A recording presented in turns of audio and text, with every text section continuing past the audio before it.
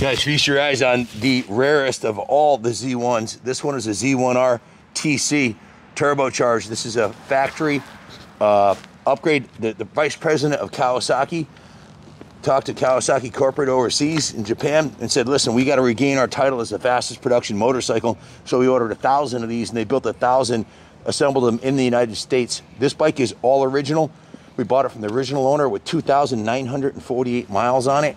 The only items that are not original on it are the paint job on the gas tank and the gas tank graphics, because the paint started peeling off, and the rest of the paint, the rear tail piece, these are original Moly graphics.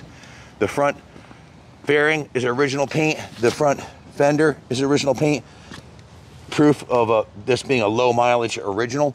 The brakes are all original. The tires are brand new. I'll go over the work order in a second. The mechanic went through this, Jeff Castine. Also, the carburetor was replaced on it also. So it has tires, carburetor, and paint job on the tank. Other than that, this bike's all original. Listen, I go to Daytona every year. I go to all kinds of rallies and shows, and I don't ever recall seeing one of these on the road. They're just so low production. About 1,000 of them originally. A lot of them were probably crashed or smashed or ridden into the ground. This one was stored indoors by the original owner, who it was his pride and joy. So he obviously maintained it perfectly. He really didn't need much when we got it. We cleaned the tank out, cleaned the carb, put a new battery in it, changed all the oils and fluids, and it runs freaking beautifully. Let me give you a quick demonstration, and then we'll come back in. I'll read the work order and tell you everything I did to it.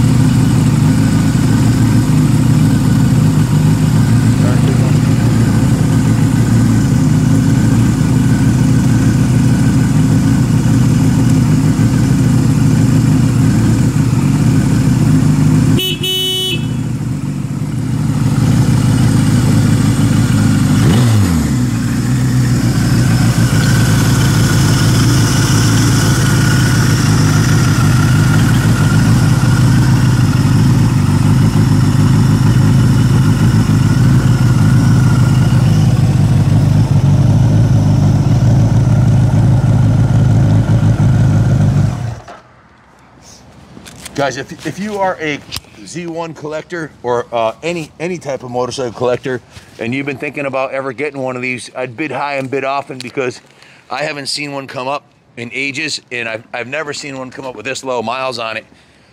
Very, very rarely do you see these.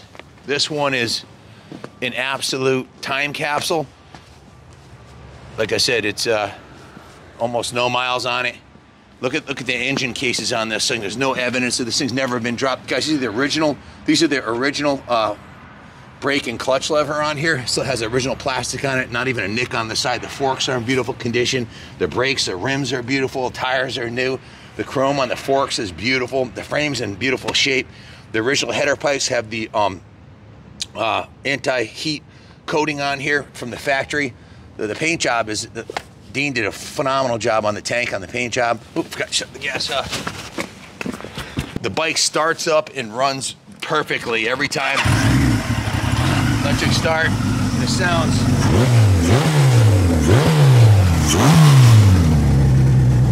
absolutely amazing. These are the original bars. The original gauges are in mint condition. The original fuel gauge, the amp meter, ignition key, the original turn signals. Just an absolutely stunning piece.